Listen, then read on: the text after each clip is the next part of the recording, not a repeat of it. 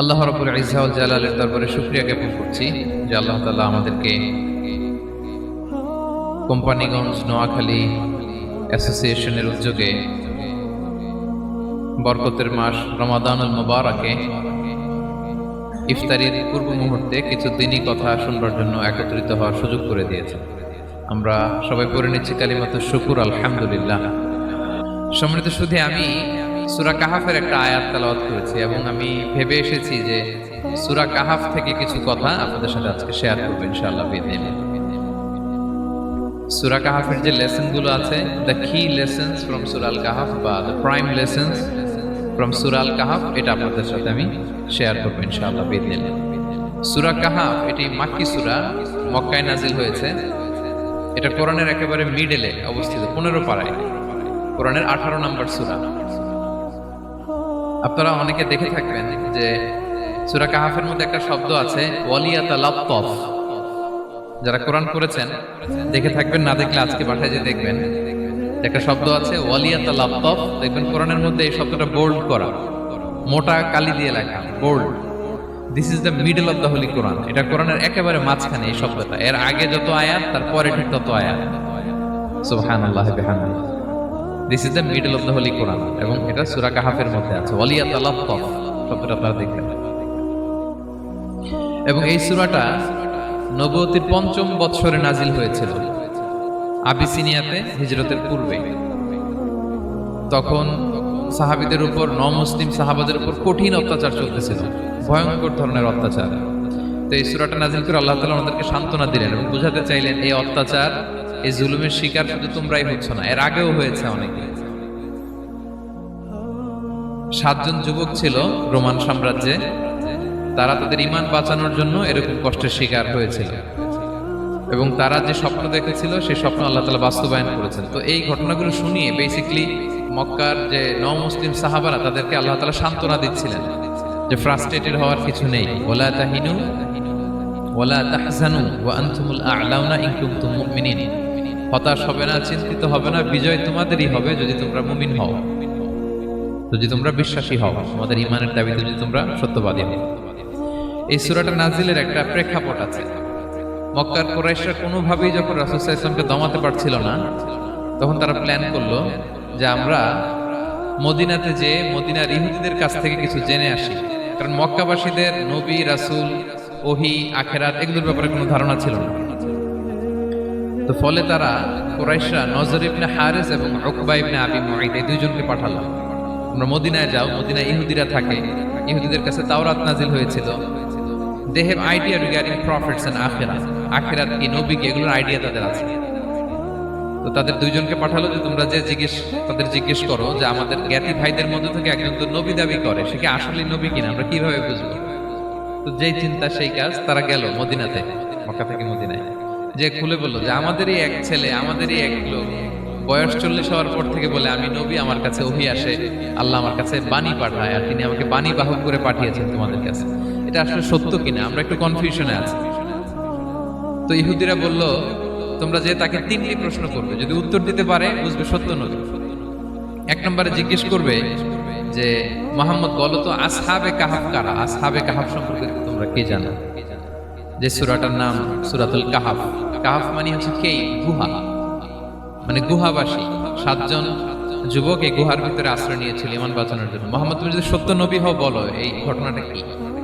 2 নম্বরে তাকে জিজ্ঞেস করবে জুলকারনাইন বাদশা সম্পর্কে কি জানে, সে কিছু জানে কিনা। 3 নম্বর তাকে জিজ্ঞেস করবে মা হুয়া রূহ, রূহ কি, যে রূহটা দেহে ঢুকলে মানুষ নড়ে চড়ে, প্রাণবন্ত একটা অ্যানিমেশন থাকে, এটা বের হয়ে গেলে সে ডেড বডি, লাশ হয়ে পড়ে থাকে। What is the origin of রূহ, স্পিরিট। এই 3টা প্রশ্নের উত্তর যদি জানে তাহলে আসলে সে সত্য নয়। তারা এসে জিজ্ঞেস করলো মুহাম্মদ বলো আসহাবে কাহাফ কারা, বলো জুলকারনাইন কে, বলো রূহ কি। এই 3টা প্রশ্নের উত্তর যদি করতে পারো তাহলে বুঝবে তুমি সত্য নবী। রাসূল সাল্লাল্লাহু আলাইহি ওয়াসাল্লাম বললেন ঠিক আছে যাও, আগামীকাল উত্তর বলে দেব। তিনি ইনশাআল্লাহ বলতে ভুলে গেলেন। রাসূল সাল্লাল্লাহু আলাইহি ওয়াসাল্লামের ধারণা ছিল প্রতিদিনই তো জিবরাইল কোরআনের আয়াত নিয়ে আসে, তো তারই ধারাবাহিকতায় আগামীকাল আসবে, আমি জিজ্ঞেস করে নিব এই 3টা প্রশ্নের উত্তর। তারপরের দিন সবাই এসে হাজির, কিন্তু জিবরাইল আলাইহিস সালাম আসেন। রাসূল সাল্লাল্লাহু আলাইহি ওয়াসাল্লাম একটু বিব্রতকর পরিস্থিতিতে বললেন তারা বললো তুমি তো আজকে অ্যাপয়েন্টমেন্ট দিয়েছো, ডেট দিয়েছো, বলো উত্তর বলো। রাসূল সাল্লাল্লাহু আলাইহি ওয়াসাল্লাম বললো আজকে না, আগামীকাল বলে দিলাম। রাসূল সাল্লাল্লাহু আলাইহি ওয়াসাল্লাম ইনশাআল্লাহ কথাটা আর মনে করতে পারতেছেন না। এরপরের দিনও তারা এসে হাজির, কিন্তু রাসূল সাল্লাল্লাহু আলাইহি ওয়াসাল্লাম উত্তর দিতে পারতেছেন না। তারপরের দিন এভাবে পিছাচ্ছেন, রাসূল সাল্লাল্লাহু আলাইহি ওয়াসাল্লাম ডেট দিচ্ছেন। এভাবে একদিন, 2 দিন, 3 দিন না, 15 দিন। কয়দিন? এদিকে তো এই প্রশ্নের উত্তর জানার জন্য এখন একজন দুজন আসে না, দলে বলে কাফিররা আসে। কারণ রাসূল সাল্লাল্লাহু আলাইহি ওয়াসাল্লামকে এখানে অপমান করা যাচ্ছে, ছোট করা যাচ্ছে, হেয় করা যাচ্ছে। তারা এসে হাসাহাসি করে। আবু বকর, ওমর রাদিয়াল্লাহু আনহুকে বলে, দেখো তোমরা না বলছো সত্য নবী, উনি সত্য নবী হলে তো প্রথম দিন উত্তর দিয়ে দিতে পারতো, পারে না কেন? এটা থেকে বোঝা যাচ্ছে তিনি আসলে মিথ্যাবাদী। 15 দিন রাসূল সাল্লাল্লাহু আলাইহি ওয়াসাল্লামের জন্য এত বিব্রতকর পরিস্থিতি আর ছিল না। 15 দিন পর আল্লাহ তাআলা আয়াত নাযিল করলেন, ওয়ালা তাকুলান্না বিশাইইন ইন্নী ফাইলুন যালিকা গাদা ইল্লা আইয়াশা আল্লাহ। অর্থাৎ হে নবী, ভবিষ্যতের কোনো কাজে যখন ওয়াদা দিবেন, কমিটমেন্ট করবেন, আপনি আইয়াশা আল্লাহ মানে ইনশাআল্লাহ বলা ছাড়া কখনো দিবেন না। রাসূল সাল্লাল্লাহু আলাইহি ওয়াসাল্লামকে শিক্ষা দেওয়ার মধ্য দিয়ে বেসিক্যালি আল্লাহ তাআলা গোটা মুসলিম উম্মাহকে শিক্ষা দিলেন, আমাদেরকে শিক্ষা দিলেন, যাতে আমরা ভবিষ্যতের কাজে আগে ইনশাআল্লাহ বলি।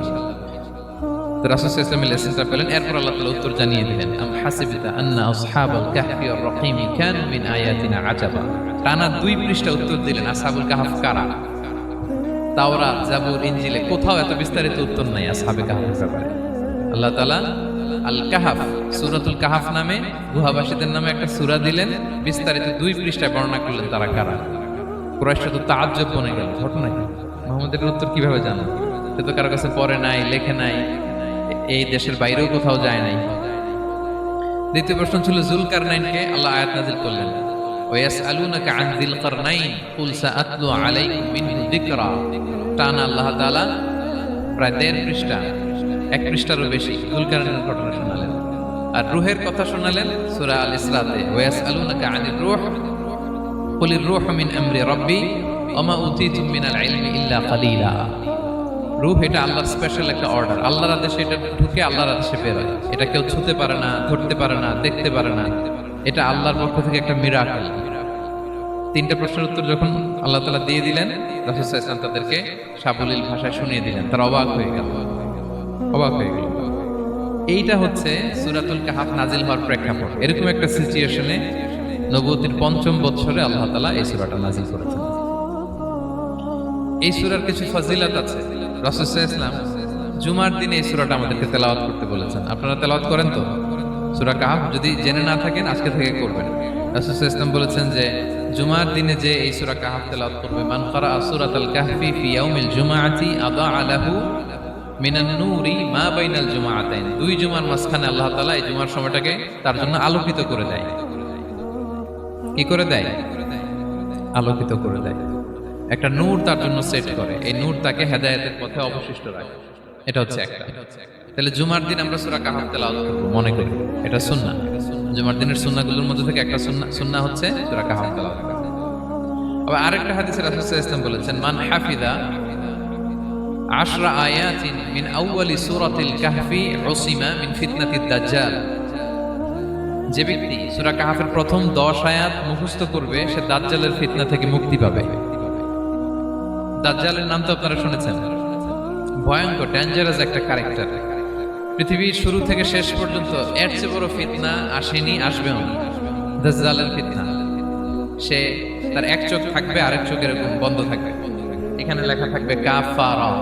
কোনোভাবেই তাকে দমানো যাবে না, হত্যা করা যাবে না। আল্লাহ নবী ঈসা আলাইহিস সালাম তাকে হত্যা করবেন। তো যে ব্যক্তি সূরা কাহফ তেলাওয়াত করবে, সূরা কাহফের প্রথম 10 আয়াত বিশেষ করে মুখস্থ রাখবে, আল্লাহ তাআলা উসিমা মিন ফিতনাতিদ দাজ্জাল, দাজ্জালের ফিতনা থেকে তাকে বাঁচাবেন। তা আমরা দাজ্জালের ফিতনা থেকে বাঁচতে চাই কি চাই না? আমরা যেন সূরা কাহফের প্রথম 10 আয়াত মুখস্থ করি। সূরা কাহফ যেন জুমার দিন আমরা তেলাওয়াত করি। So now the question arises, what is the relationship of Suratul Kahf with Dajjal? দাজ্জালের সাথে সূরা কাহফের রিলেশনটার কারণ কি? একটা মেকানিজম তো এখানে আছে। এত সূরা থাকে, রাসূল সাল্লাল্লাহু আলাইহি ওয়াসাল্লাম কেন বলেন যে সূরা কাহফ পড়লে দাজ্জালের ফিতনা থেকে বাঁচবে? কারণটা কি? এর কারণ হচ্ছে দাজ্জাল আমাদেরকে যে সমস্ত জিনিস দিয়ে ফিতনায় ফেলবে, ওই ফিতনাগুলোর সলিউশন আল্লাহ তাআলা সূরা কাহফের ভিতরে রেখে দিয়েছেন। দাজ্জাল চারটা জিনিস দিয়ে আমাদেরকে ফিতনায় ফেলবে। That's trial of faith. এক নম্বর, ঈমানের পরীক্ষা সে আমাদেরকে ফেলবে, আমাদের বিশ্বাস নিয়ে ছিনিমিনি খেলবে সে। এটার সলিউশন আছে সূরা কাহফ, আমি বলবো আস্তে আস্তে। দুই নম্বরে দাজ্জাল আমাদেরকে ফিতনায় ফেলবে দ্য ট্রায়াল অফ ওয়েলথ, সম্পদ দিয়ে সে আমাদেরকে ফিতনায় ফেলবে। তিন নম্বর দ্য ট্রায়াল অফ নলেজ, জ্ঞান দিয়ে সে আমাদেরকে ফিতনায় ফেলবে। চার নম্বর দ্য ট্রায়াল অফ পাওয়ার, ক্ষমতা দিয়ে সে আমাদেরকে ফিতনায় ফেলবে। দাজ্জাল চারটা জিনিস দিয়ে আমাদেরকে পরীক্ষায় ফেলবে। কয়টা? এক হচ্ছে ইমানি পরীক্ষা, দুই হচ্ছে সম্পদ দিয়ে পরীক্ষা, তিন হচ্ছে জ্ঞান দিয়ে পরীক্ষা, চার হচ্ছে ক্ষমতা দিয়ে পরীক্ষা। সে ইমানের পরীক্ষায় আমাদেরকে ফেলবে। সে এসে বলবে আমি তোমার রব, এবং এটা প্রমাণ করার জন্য যা যা দরকার আল্লাহ তাআলা তাকে সব দিবেন। সে সব করতে পারবে। সে বলবে আমি তোমার রব। যদি বিশ্বাস না হয়, তোমার বাবাকে যদি জীবিত করে বিশ্বাস করবে, অনেকে বলবে হ্যাঁ আমার আব্বাকে জীবিত করে দেখান, তো তার বাবাকে ঠিকই সে জীবিত করে ফেলবে। আসলে শয়তান তার বাবার সুরাত নিয়ে সামনে দাঁড়াবে, আরে তাই তো, এটাই তো আমার বাবা, এটাই তো আমার দাদা। মানুষ ফিতনায় পড়ে যাবে, ইমানের ফিতনায়। সে ভাববে আসলে এটাই বোধহয় আমার রব, এবং তাকে এত ক্ষমতা দেয়া হবে, তার ডান দিকে থাকবে জান্নাত, বাঁ দিকে জাহান্নাম। তার কাছে আল্লাহ এটা দিবে। যে তার কথা শুনবে তাকে সে জান্নাতে ঢুকাবে, কিন্তু জান্নাতে ঢুকে সে জাহান্নামের শাস্তি ভোগ করবে। এটা তার বাইরের মানুষ বুঝবে না, অ্যাপারেন্টলি এটা জান্নাত। আর যে তাকে মানবে না তাকে সে জাহান্নামে ফেলবে, কিন্তু জাহান্নামে ঢুকলেও সে জান্নাতের নাজ নেয়ামত ভোগ করবে। তাহলে এই যে ইমানের ফিতনায় সে ফেলে দিবে আমাদেরকে। তো ইমান কি করে বাঁচাবো, এটা সলিউশন আমি শোনাবো। দুই নম্বরে সে আমাদেরকে সম্পদ দিয়ে ফিতনায় ফেলবে। যার যা লাগবে সে তাই দিতে পারবে, যা লাগবে। সে যদি আকাশকে বলে আকাশ বৃষ্টি দাও, যাকে তারা মানবে ওই এলাকায় বৃষ্টি হবে, সুজলা সুফলা শস্য শ্যামলা হবে, সে সমস্ত এলাকা ফল মূলে ভর্তি হবে, বরকত আর বরকত। আর যে এলাকার লোকেরা, জনপদের লোকেরা তাকে মানবে না, সে বলবে ওখানে বৃষ্টি হবে না, হবেও না। ওখানে খরা, দুর্ভিক্ষ, মাটি ফেটে চলছে, মানুষ না খেয়ে মরবে, মহামারী, দুর্ভিক্ষ দেখা দেবে। তখন বিশ্ববাসী মনে করবে এটাই বোধহয় আমাদের রব। তার মানে সম্পদ দিয়ে ফিতনায় ফেলে দেবে। তিন নম্বর হচ্ছে নলেজ, তার জ্ঞানের কাছে গোটা বিশ্ব হার মানবে। পূর্বের পরের যত জ্ঞান আছে সব আল্লাহ তাকে দিবে। ইলমুল আউয়ালিন ওয়াল আখিরিন, এমন কোনো প্রশ্ন নেই যেটা দিয়ে তাকে আটকানো যায়। যাই জিজ্ঞেস করবেন সব জানতা, সব বলে দেয়। ভবিষ্যৎবাণী বলে দিবে, বলবে আগামীকাল ওইখানে অমুক দেশে বোমা বিস্ফোরণ হবে, ওইখানে ওখানে দুর্ভিক্ষ হবে, হবে ভূমিকম্প হবে, হবে। সে যা বলবে তাই হবে। তার জ্ঞানের এই বহর দেখে মানুষ ফিতনায় পড়ে যাবে। চার নম্বর হচ্ছে দ্য ট্রায়াল অফ পাওয়ার, ক্ষমতা। তার ক্ষমতার সামনে সব কিছু একেবারে ছিন্ন বিচ্ছিন্ন হয়ে যাবে, এত ক্ষমতা হবে তার। সে যেমনটি বলবে তেমনটি করতে হবে। বাতাসের চেয়ে দ্রুত বেগে সে এক দেশ থেকে আরেক দেশে চলে যাবে। তো তার এই সমস্ত অলৌকিক ক্ষমতা দেখে মানুষ ফিতনায় পড়ে যাবে। এবং এই ফিতনা, এই পরীক্ষার মুহূর্তগুলোতে মানুষ কিভাবে নিজেকে ধরে রাখবে তার সলিউশন আল্লাহ তাআলা সূরা কাহফে দিয়েছেন। এই চারটা ফিতনা থেকে বাঁচার জন্য আল্লাহ সূরা কাহফে চারটা ঘটনা উল্লেখ করেছেন। কয়টা? এক নাম্বার হচ্ছে আসহাবে কাহফ, যুবকদের ঘটনা, 7 জন যুবকদের ঘটনা। ঈমান কি করে বাঁচাবেন, সলিউশন ওখানে। সম্পদের ফিতনা থেকে কিভাবে নিজেকে বাঁচাবেন, এজন্য একজন বাগানওয়ালার ঘটনা আল্লাহ সেখানে বলেছেন। জ্ঞানের ফিতনা থেকে কি করে বাঁচবেন, এজন্য আল্লাহ তাআলা মুসা আলাইহিস সালাম এবং খিজির আলাইহিস সালামের ঘটনা সেখানে উল্লেখ করেছেন। আর ক্ষমতার ফিতনা থেকে কি করে বাঁচবেন এটা বোঝানোর জন্য আল্লাহ তাআলা যুলকারনাইনের ঘটনা উল্লেখ করেছেন। চারটা ফিতনা থেকে বাঁচার জন্য কয়টা ঘটনা? চারটা ঘটনা। আমরা তাহলে একটা একটা করে ঘটনা শুনি, আমরা একটু উদ্ধার করার চেষ্টা করি যে কি কি সলিউশন আল্লাহ তাআলা আমাদের বাতলে দিলেন। এক নম্বর হচ্ছে আসহাবে কাহফের ঘটনা। এটা 250 খ্রিস্টাব্দের সময়কালে রোমান সাম্রাজ্যের একজন বাদশা ছিল, নাম দাকিয়ানুস। প্রতাপশালী বাদশা, পৌত্তলিক, মূর্তির পূজা করে। ঈসা আলাইহিস সালাম বিদায় নিয়েছেন 250 বছর হলো। তো সব নবীর ধর্মই কিন্তু ইসলাম, যদিও আমরা নাসারা বলি, ইহুদি বলি, সব নবীদের ধর্মই কি ইসলাম। তো তিনি ছিলেন পৌত্তলিক, মূর্তির পূজা করত। আর তার এলাকায় কেউ যদি ঈসা আলাইহিস সালামের নাম নিত, আখিরাতে বিশ্বাস করত, আল্লাহ বিশ্বাস করত, তাদেরকে তারা পাথর মেরে হত্যা করত। এজন্য ভয়ে কেউ ঈসাই ধর্মে ঈমান আনত না, মানে ইসলামে ঈমান আনত না। এই রাজার ভয়ে সবাই মূর্তির পূজা করত। কিন্তু 7 জন যুবক ছিল, তারা স্রোতে গা ভাসিয়ে দেয়নি। স্রোতের বিপরীতে তারা ঈমান নিয়ে দাঁড়িয়েছে। তারা ঈসা আলাইহিস সালামের রেখে যাওয়া সত্য ধর্মের উপর ঈমান এনেছিল, আখিরাতে তারা বিশ্বাস করত। তো এই 7 জন যুবকের কথা ছড়াতে ছড়াতে রাজা দাকিয়ানুসের কাছে চলে যায়। উনি তো রেগে মেগে আগে ডেকে পাঠালো 7 জনকে। তাদেরকে জিজ্ঞেস করলো, তোমরা কাকে মানো? বলতেছে এক আল্লাহকে মানি। সাহসী, খুবই সাহসী। বলতেছে তুমি কি জানো তোমরা কার সামনে কথা বলতেছো? আমি তো তোমাদেরকে মৃত্যুদণ্ড দিতে পারি। তারা বলে দেন, কিন্তু আমরা সব বিসর্জন দিলেও ঈমান বিসর্জন দিতে পারবো না। সুবহানাল্লাহ। তিনি বললেন, তোমরা যুবক মানুষ, রক্ত গরম, আবেগে কথা বলতেছো, 3 দিন সময় দিলাম, যাও। ঈসার নাম ভুলে যাও, আখিরাত ভুলে যাও, আল্লাহর নাম ভুলে যাও। 3 দিন পরে তোমাদেরকে আবার ইন্টারভিউ নেবে। ওই দিন যদি একই কথা বলো, পাথর মেরে 7 জনকে দুনিয়া থেকে উড়িয়ে দেবে। তারা চলে গেল। এবার 7 বন্ধু মিলে পরামর্শ করতে লাগলো, কি করতে পারি আমরা? এই গুণে ধরা সমাজকে আমরা কিভাবে বাঁচাবো?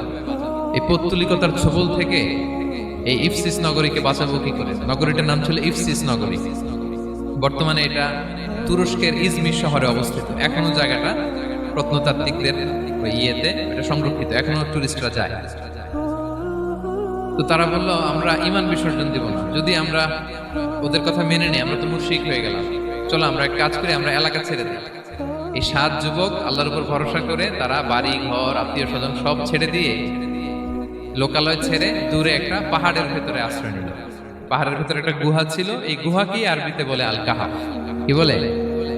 এই সূরার নাম কি? সূরাতুল কাহাফ। তো তাদের সাথে সাথে একটা কুকুরও যাচ্ছে। তারা বারবার তাড়িয়ে দেওয়ার চেষ্টা করতেছিল কুকুরটাকে, যাতে না যায়, কিন্তু কুকুর শুধু কান্না করে তার সাথে যাওয়ার জন্য ঘেউ ঘেউ করতেছিল। এই কুকুরটাকেও সাথে নিল। ভালো মানুষদের সাথে থাকলে কি হয় দেখেন। এই কুকুরের কথা, যেহেতু 7 জন ইমানদারের সাথে একটা কুকুর ছিল, এই কুকুরের কথা আল্লাহ সূরাতুল কাহাফে উল্লেখ করে দিয়েছে। ওয়া কালবুহুম বাসিতুন যিরাআইহি বিল ওয়াসি। তো তারা ভিতরে গেল, যে প্রচন্ড ক্লান্ত, তারা ঘুমিয়ে পড়ল। কি করলো? এই এক ঘুমে আল্লাহ 309 বছর কাটাই দিলেন।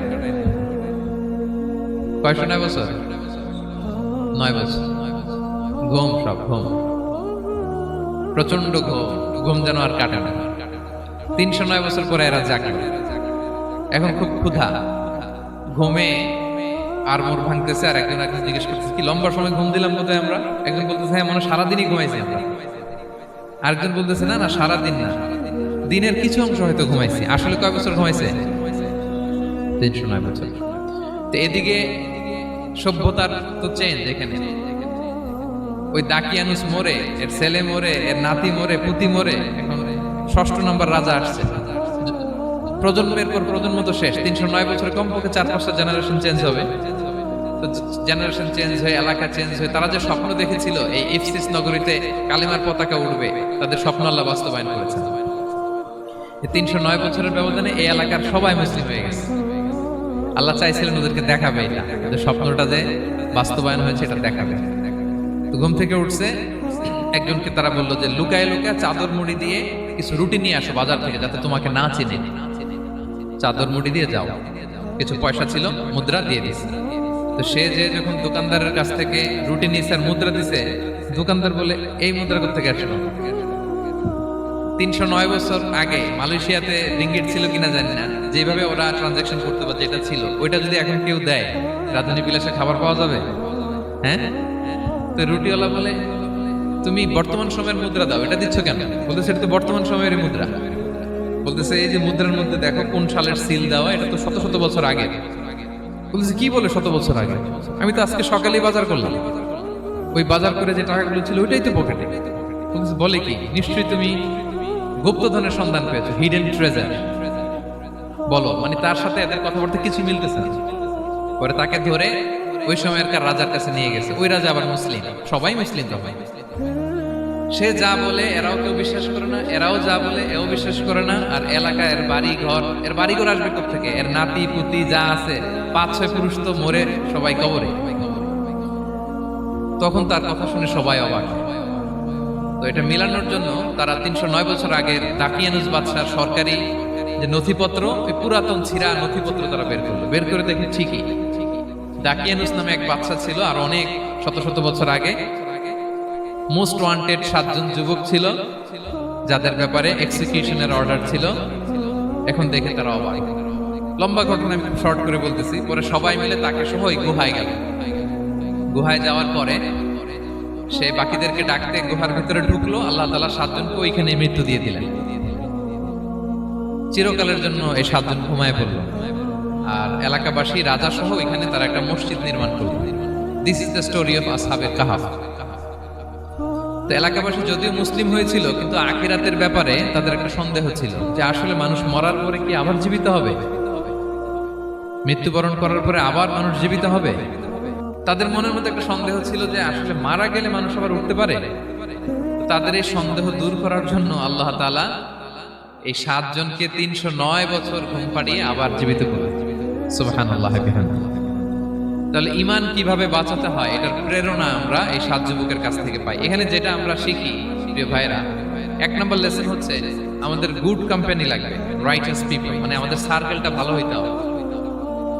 তাদের 7 জনের সার্কেলটা খুব ভালো ছিল, ফলে তারা বিপথে যায় না এবং তারা এমন শক্ত সিদ্ধান্ত নিয়েছে যে আল্লাহ তাআলা সেটাতে বরকত দিয়েছেন, গোটা সমাজকে আল্লাহ তাআলা চেঞ্জ করে দিয়েছেন।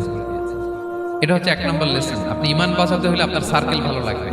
খুঁজবেন যে এলাকায় যাবেন ওখানে নামাজি সার্কেল কারা আছে, ওখানে জ্ঞানী গুণী সার্কেল কারা আছে, ওখানে ভালো কাজ করতে চায়, একে অপরকে সহযোগিতা করে, কল্যাণের পথের যাত্রী কারা আছে খুঁজতে হবে আপনাকে। খুঁজে ওই সার্কেলে আপনি যুক্ত হবেন, তাইলে ঈমান বাঁচানো যাবে।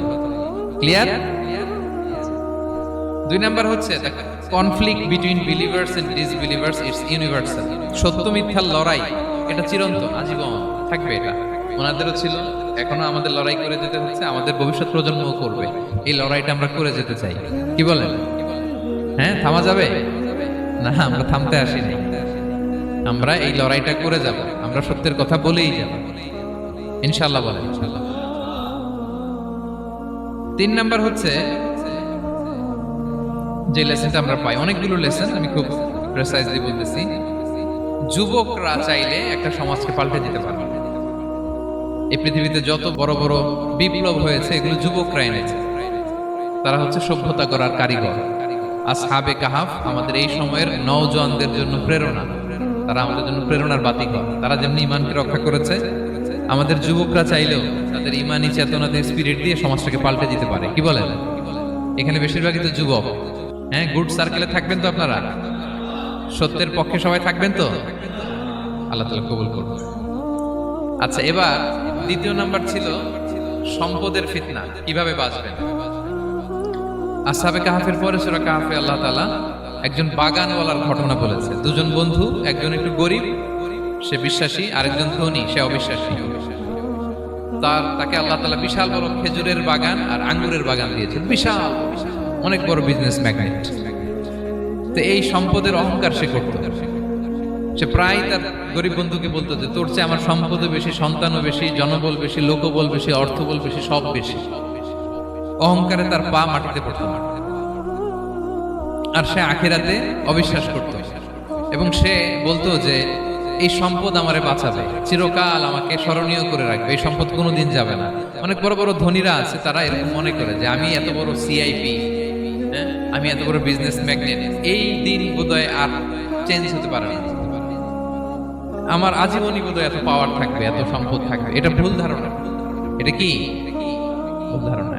এই যে তুরস্কে দুর্ভিক্ষ হইল না, আপনারা দেখছেন না যে অনেক সম্পদের মালিক বাড়ি ঘর ভেঙে রাস্তার ফকির। এখন ওই যে রিফিউজিদের জন্য যে খাবার আসছে ওখানে লাইনে দাঁড়াইছে, কারণ এখন লাইনে না দাঁড়ালে খাবারও তো মিলবে না। 1000 কোটি টাকার মালিক ছিল, ভেঙে চুরে সব শেষ। এখন রিলিফের নেওয়ার জন্য দুস্থদের কাতারে ওখানে দাঁড়াইছে, কারণ দাঁড়াইলে কিছু খাবার পাওয়া যাবে, খিচুড়ি পাওয়া যাবে, তা না হলে তো খাবারটাও মিলবে না। এই যে বঙ্গবাজারে আগুন লাগলো আমাদের বাংলাদেশে, 20টা-25টা দোকান ছিল অনেকের যাদের অন্যান্য বিজনেস আছে তারা হয়তো সার্ভাইভ করতে পারতেছে, কিন্তু এমন অনেক ব্যবসায়ী ছিল সব শেষ, জ্বলে পুড়ে, তার টাকা পয়সা পুঁজি স্বপ্ন সব শেষ। তো ধনীকে গরিব বানাতে আল্লাহর 1 সেকেন্ডও লাগে না। ওই বিশাল প্রাসাদ থেকে টেনে ভাঙ্গা থালা হাতে দিয়ে রাস্তায় নামাইতে আল্লাহর কয় সেকেন্ড লাগে বলেন তো? 1 সেকেন্ডও লাগে না। সো এই লেসনটা কিন্তু আমাদের নিতে হবে। এবং ওই ব্যক্তির নসিবে তাই ঘটেছিল। সে যখন অহংকার করতেছিল, আল্লাহ তাআলা আকাশ থেকে হুসবান একটা আগুন পাঠালো। ওই আগুন এসে তার আঙ্গুরের বাগান, তার খেজুরের বাগান, বিশাল মাইলকে মাইল এই বাগান জ্বালিয়ে পুরো মুহূর্তের মধ্যে সারখার করে। এবং মুহূর্তের মধ্যে সে পথের ভিখারি, ফকির। এই ঘটনাটা এনে আল্লাহ তাআলা সম্পদশালীদেরকে রিমাইন্ডার দিলেন যে এই সম্পদের ফিতনায় তোমরা পড়ে যেও না। আমরা সম্পদশালী হলে বাস্তবতা অনেক সময় ভুলে যাই। সূরাতুল হুমাজাতে আল্লাহ তাআলা বলেন, ইয়াহসাবু আন্না মালাহু আখলাদা।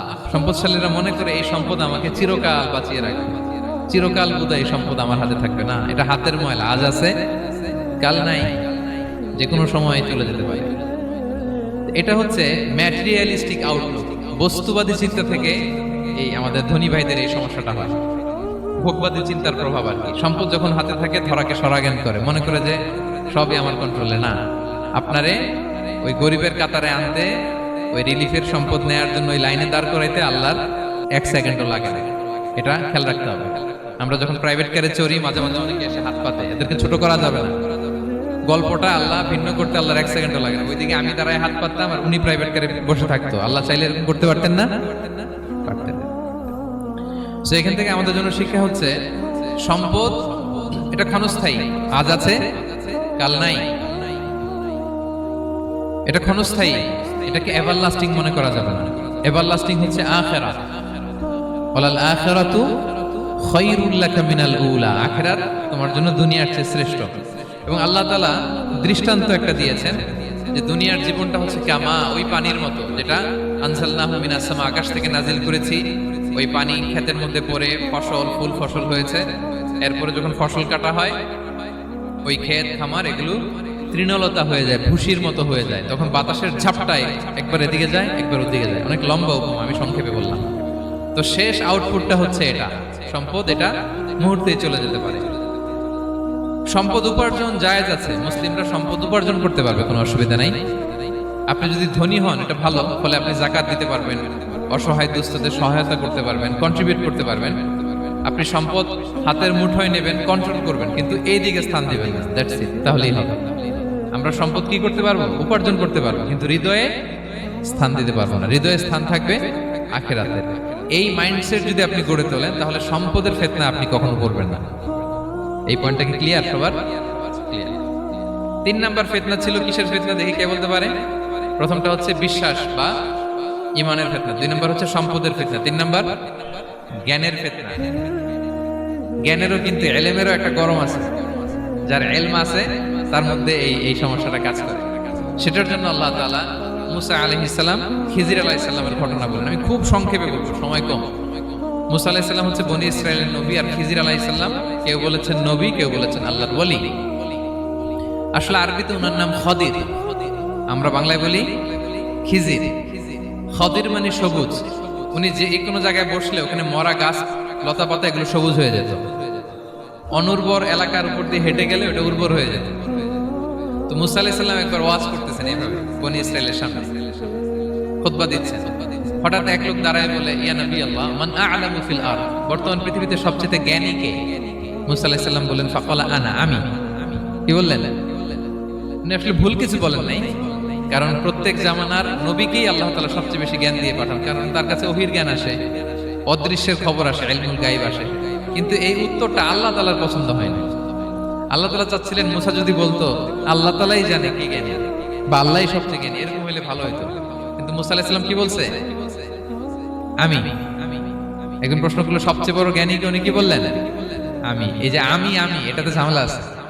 আমি বড়, আমি জানি, আমি সব। This is problematic. আল্লাহ এটা পছন্দ করলেন না। আল্লাহ তাআলা মুসা আলাইহিস সালামকে বললেন, মুসা তুমি যে বলছো তুমি জ্ঞানী, না তুমি জ্ঞানী না, তোমার চেয়ে বড় জ্ঞানী আছে। মুসা আলাইহিস সালাম বললেন, তাই নাকি? আমার চেয়ে বড় জ্ঞানী কে? তো আল্লাহ তাআলা বললেন, ইযহাব ইলা মাজমাইল বাহরাইন, 2 সাগর বা 2 নদীর মিলনস্থলে যাও, ওখানে আমার এক বান্দা আছে তোমার চেয়েও জ্ঞানী। মুসা আলাইহিস সালাম বললেন, তাই নাকি? তো আল্লাহ, আমি কিভাবে চিনি উনি কোথায় থাকে, কিভাবে বুঝবো? আল্লাহ বললেন, একটা বড় মাছ নাও, এটাকে ফ্রাই করো, এটাকে ফ্রাই করে একটা ঝুড়ির ভেতরে নাও, যেখানে এই মাছটা সাগরে ঢুকে যাবে ওখানে আমার বান্দাকে পাবে। তো উনি ওনার সহযোগী ইউশা ইবনে নুনকে নিয়ে হাঁটতে লাগলেন।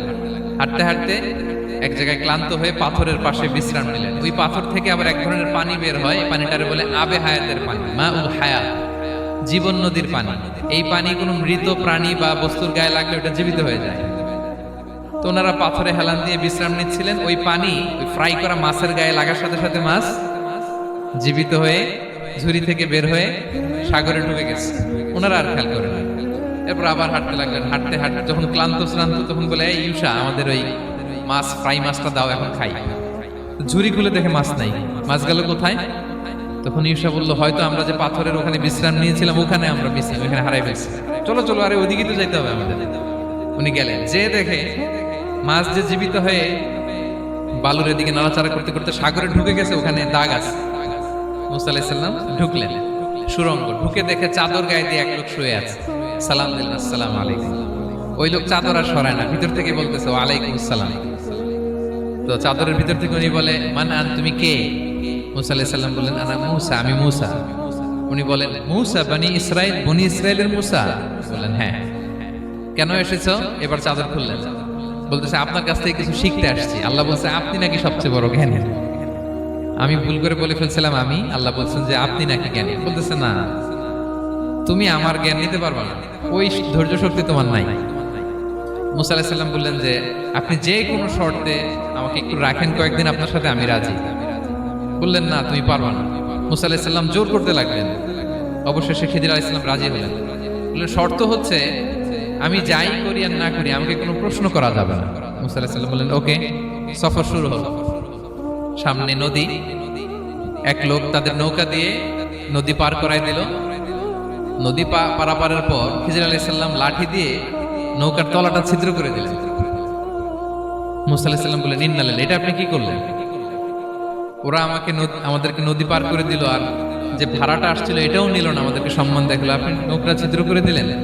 খিজির আলাইহিস সালাম বলছে, এই যে আমি বলছিলাম না তুমি ধৈর্য ধারণ করতে পারবো না, যাও তোমার রাস্তায় তুমি, আমার রাস্তায়। মুসা আলাইহিস সালাম আবার ক্ষমা চাচ্ছেন যে আপনি আমার ক্ষমা করেন, আমি তো ভুলে গেছি, আর প্রশ্ন করবেন না। চলতে লাগলেন। হঠাৎ বাচ্চারা খেলতেছে, এক বাচ্চাকে ধরে হত্যা করলেন খিজির আলাইহিস সালাম। এবার তো মুসা আলাইহিস সালাম রেগে গেছে, আপনি করলেনটা কি? নিষ্পাপ ফুলের মতো শিশুকে হত্যা করলেন। খিজির আলাইহিস সালাম বলে, এই যে আমি জানতাম যে তুমি ধৈর্য ধারণ করতে পারবে না, তোমার রাস্তা এক, আমার রাস্তা এক, যাও। এবার মুসা আলাইহিস সালাম করজোর করতেছে যে this is the last chance, একটা ফাইনাল চান্স দেন, একটা সুযোগ দেন, আর আমি প্রশ্ন করব, এটাই লাস্ট। বললেন ওকে, ঠিক আছে।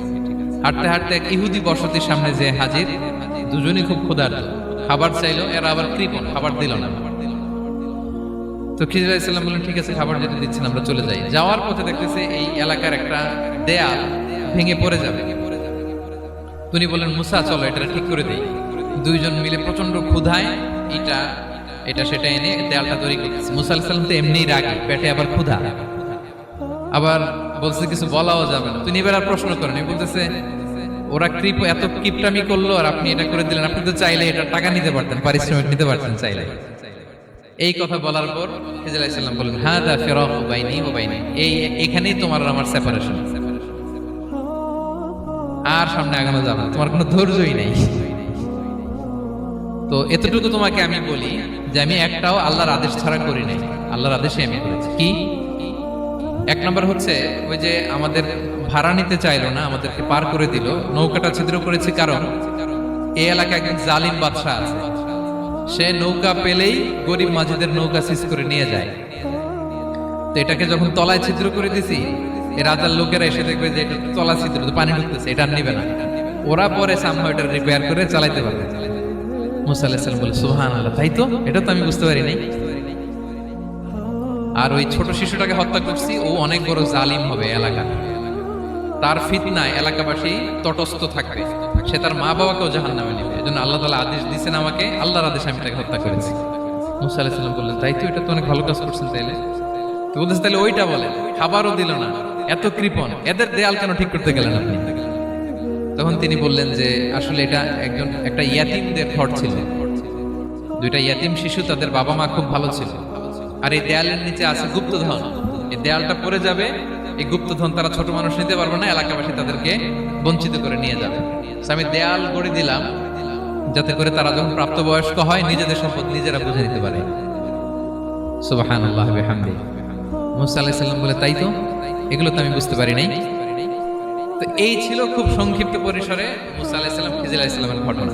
তো রাসূল সাল্লাল্লাহু আলাইহি ওয়াসাল্লাম বুখারীতে একটা চমৎকার কথা বলেছেন। তিনি বলেছিলেন, ওয়াদিদনা আন্না মুসা সাবার হাত্তা ইউকাসসা আলাইনা মিন আমরিহি। রাসূল সাল্লাল্লাহু আলাইহি ওয়াসাল্লাম বলেছিলেন, ইস, আমার ভাই মুসা যদি আরেকটু ধৈর্য ধরতো তাহলে আরো কিছু অজানা তথ্য আমরা জানতে পারতাম। এখান থেকে, এই ঘটনা থেকে আমরা কি শিখলাম? প্রথম যেটা আমরা শিখলাম, জ্ঞান নিয়ে বড়াই করতে নেই, ঠিক কিনা? জানার কোনো শেষ নেই, জাননেওয়ালার উপরও জাননেওয়ালা আছে, জ্ঞানীর উপরও জ্ঞানী আছে।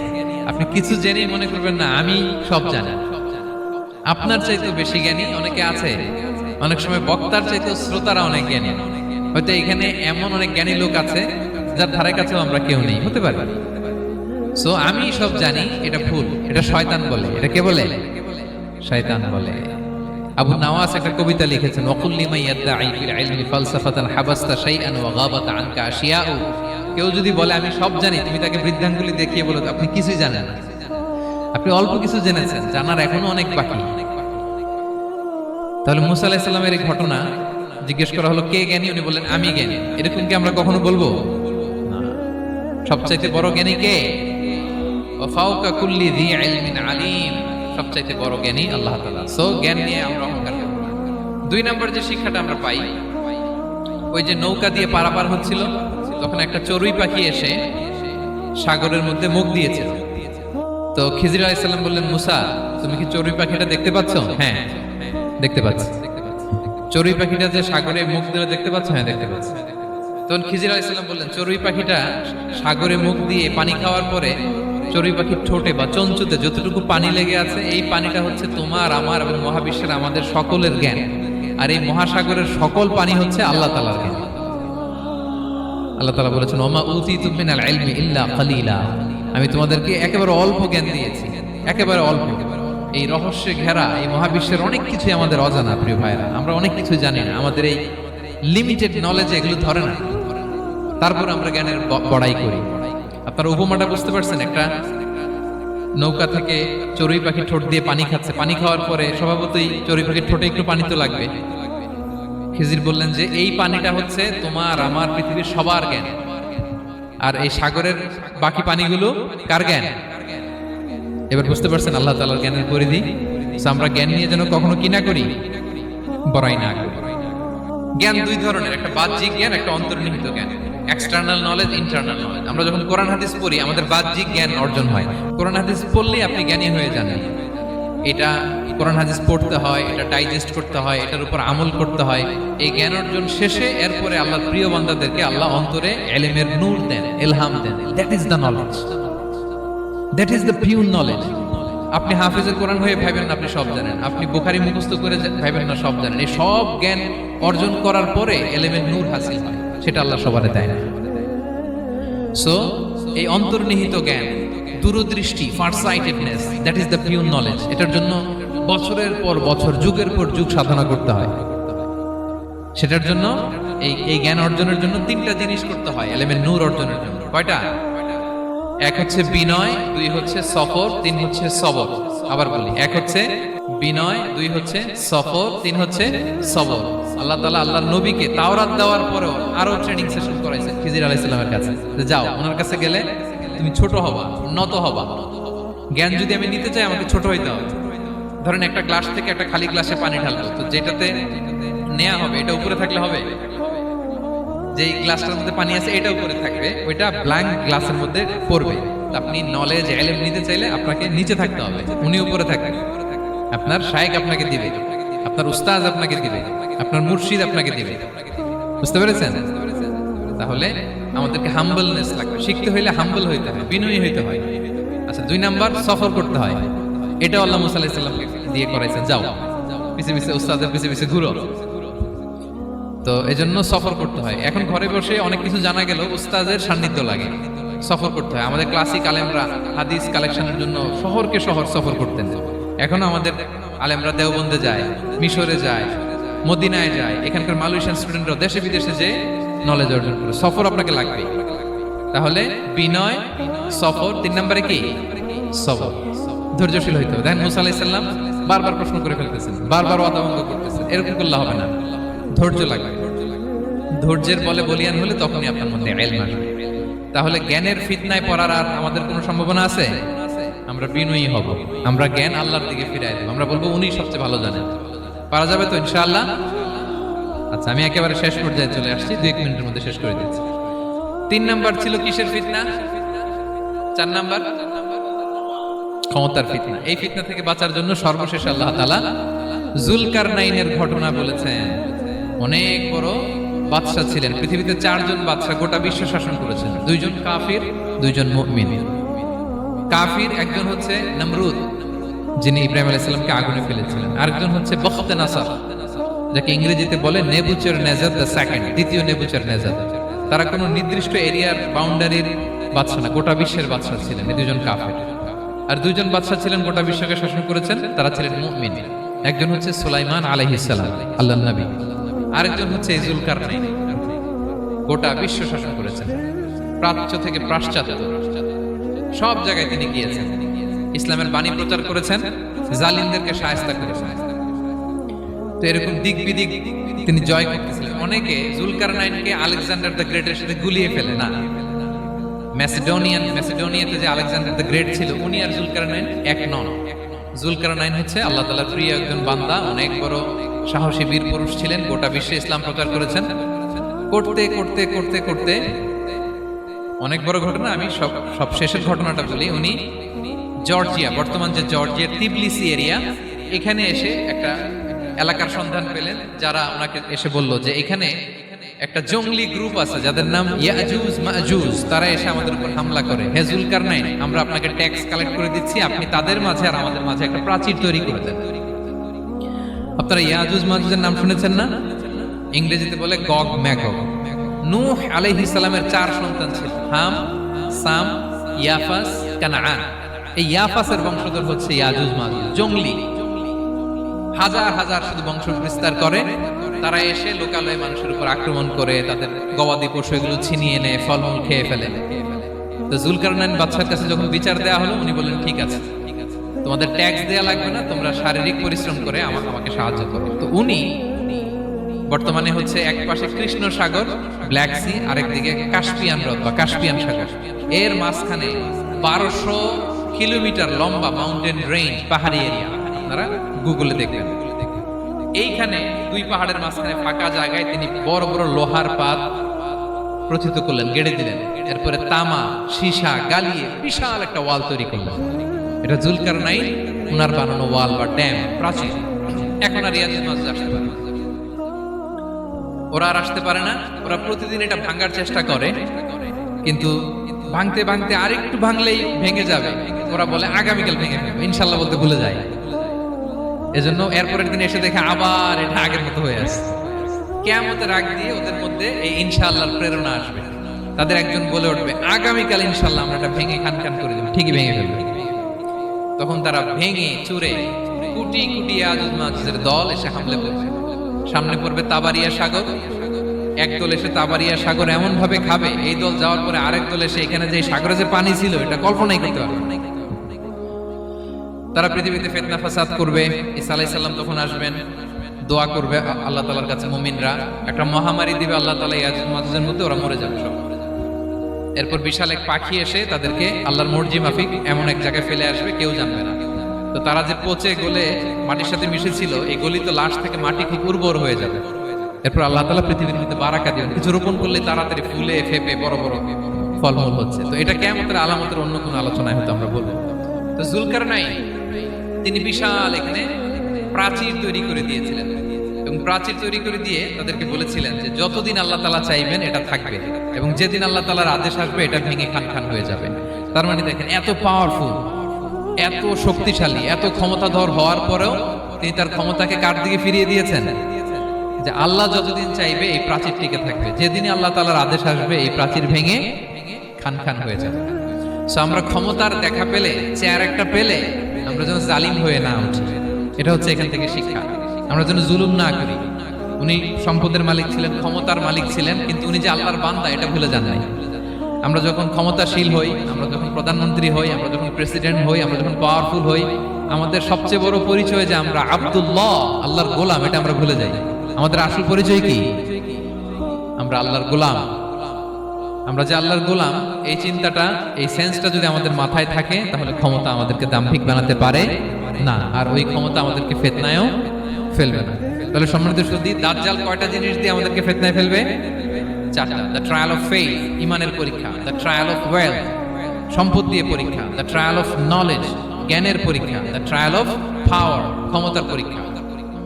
আর ইমানের পরীক্ষায় উত্তরণের জন্য আল্লাহ তাআলা আমাদেরকে এই সূরায় আসহাবে কাহফের ঘটনা শুনিয়েছেন, যে 7 জন যুবক তারা তাদের ইমানকে হেফাজত করেছিল। সম্পদের ফিতনা থেকে বাঁচানোর জন্য আল্লাহ তাআলা আমাদেরকে এক বাগানওয়ালার কাহিনী জানিয়েছেন, যে সম্পদ পেয়ে তোমরা দাম্ভিক হয়ে যাও না, এটা আজ আছে কাল থাকবে না। জ্ঞানের পরীক্ষা থেকে আমাদের মুক্তির জন্য আল্লাহ তাআলা অনেক বড় করে আল্লাহ নবী মুসা আলাইহিস সালাম এবং খিজির আলাইহিস সালামের ঘটনা শুনিয়েছেন, আমাদের বুঝিয়েছেন যে আমাদেরকে বিনয়ী হতে হবে, জ্ঞানের জন্য সফর করতে হবে এবং সবর করতে হবে। সবশেষে আল্লাহ তাআলা ক্ষমতার ফিতনা থেকে বাঁচানোর জন্য ক্ষমতাধর, আমরা তো একটা দেশের মালিক হই এখন, অমুক দেশের প্রেসিডেন্ট, অমুক দেশের প্রধানমন্ত্রী, উনি গোটা বিশ্বের প্রতাপশালী রাজা ছিলেন জুলকারনাইন। তারপরেও উনি যে আব্দুল্লাহ, উনি যে আল্লাহর গোলাম, এটা তিনি ভুলে যাননি। তাহলে এইভাবে যদি আমরা এই ফিতনাগুলো থেকে বাঁচার চেষ্টা করি, তাহলে এই ফিতনা থেকে আমরা বেঁচে থাকতে পারবো। এবং দাজ্জাল যদি এই মুহূর্তেও আসে, সে আমাদেরকে বিভ্রান্ত করতে পারবে না। পারবে? পারবে না ইনশাআল্লাহ। ইনশাআল্লাহ বলেন। আর ভবিষ্যতের সব কাজের আগে আমরা সবসময় কি বলবো? মনে থাকবে সবার? আল্লাহ তাআলা আমাদের সবাইকে কথাগুলো বোঝার ও আমল করার তৌফিক দান।